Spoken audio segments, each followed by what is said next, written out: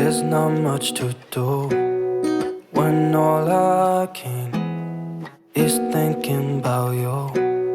Not the Okay, so here's all the stuff we need to make jewellery with. We've got paint skins to start with. Nice little paint skins there in green and blue. Purple. We've got some scissors. We've got some diamond glaze, some craft glue. We've got our cabochons and our glass bits that go on them. Like so. Oh, except you don't have a heart and a square. You have a square. Then you put your skin in, stick it down, stick that down, and put one of those on. And you're done. And I've got some earrings as well. I've just I've made 2 pairs of earrings. Let's see, they're up here. Here we go. So that's what the earrings look like. Beauty nuke. Business card in the back. And matchy. Very nice. Just happened to pluck out the matchy ones. Can't see what I've done with the other set of earrings. There they are at the front. They're nice too. Very nice. If you manage to get a good bit of skin, yeah, Bob's your uncle. Alrighty, part 1. Right, part 2. So you move your piece of glass around on the skin, trying to find a bit that you think looks good, right? So I found a bit down here and I cut it off in a bigger square, and now I'm going to make my cut around there with the scissors. Just fast forward if you think this is boring. Snip, snip. Snip, snip. Snip, snip. As easy as that. And you know what? For the round ones, I've even seen people get a hole punch, the exact size, and they just hole punch their skins. If you were doing them in bulk, then yeah, I'd say go for it. Now, I'm not doing them in bulk. I've got about 30 made up, so that'd be good for any market stall. I am really wanting to do a market stall. It's on my bucket list, if you know what I mean. So we're going to put just Montmartre or any craft glue onto the metal part. Not too much, because it'll all squeeze out when you put the skin on. That's another thing I should have got out. The wet wipes for when it does all squeeze out. Okay, where's my square gone? So now we've got the glue on there. So now we put our square skin that we've cut out, decide which way we want it to go. Might put that way. The last way, of course. And we push it in to the corners. Must have put the exact amount of glue on because it's perfect. Right, now I don't wait for that to dry before I go ahead and do the next part, which is the diamond glaze. Now I'm nearly out of this, so I've taken the lid off to get the last bit out. Oh dear. We just had a little accident. That is way too much. Pour it back into the bottle.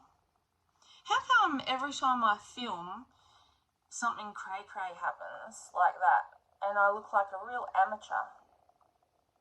I mean, you know, I could do it again and refilm it and take the mistakes out. But you got to know what really happens, don't you? Okay, gonna need a wet wipe for this one for sure. So I give the I give the glass a little polish on my shirt, and then I stick it on. I should be showing you this up close. Polish, polish, polish on my shirt, right? And then we stick the glass on like that, and we push it down, push it in the middle, and then get your wet wipe and wipe where it squirts out, which it will squirt out. See that little bit squirting outside there? That white bit? That's actually come from right underneath. That's the craft glue squirting out. So we get rid of that.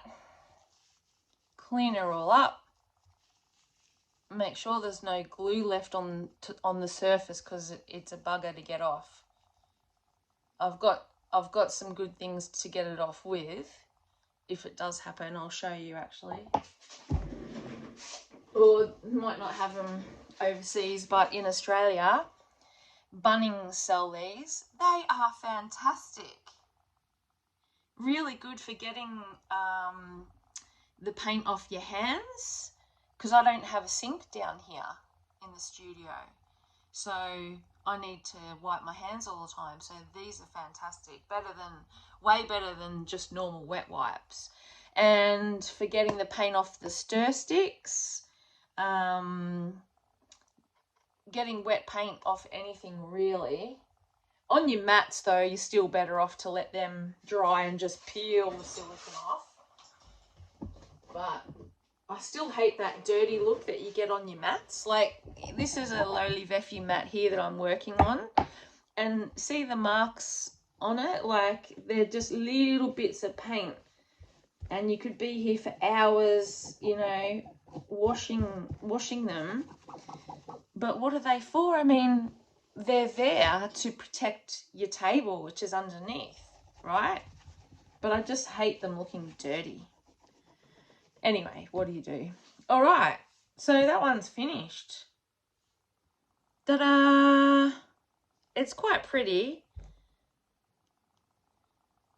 It's hard to see in that light. Don't like that. Is it focusing? It's focusing on my fingernail, so I guess it is. It's just that it's glass. Can't see through it. It's like trying to show you resin. And then you thread through one of these. Now, normally I leave this overnight to dry before I thread through the black cord, because when I thread through that black cord, to me that means it's finished.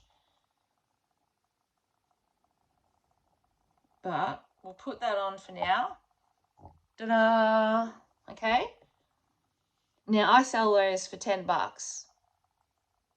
Bit of a bargain really, but they're not that hard to make either, so, and not that costly to get the parts in. So I might do a pair of earrings next. Okay, I'm gonna have to do something about that glue though. What am I gonna do about that? Let's sit that there, and then when that necklace is dry, well, let's get a dry one and I'll show you what I do. Right, here we are. Now I've got a white card here, jewellery card. So we thread the necklace. I've just gone and got a dry one. Put it on there. Put the metal bit at the back, sort of hold onto the metal bit, pull it tight, and then pop it, hold onto there, pop it through those slits in the card. Right, now, this is what I do. You don't have to do this. Sometimes I just take a whole bunch of them down to dialysis to the nurses just in my hands, you know, and they just pick them out like that.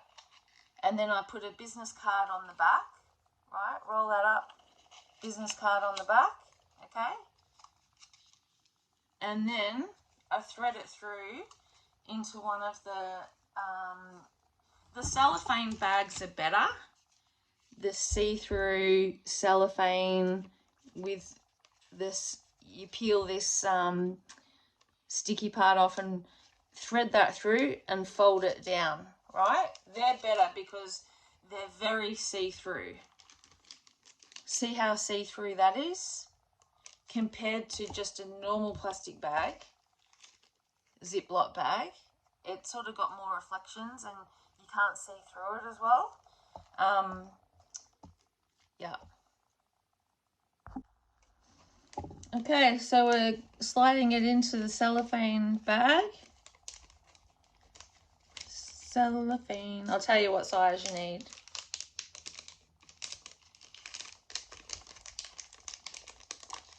Slide in, peel the sticky bit off here, like I said.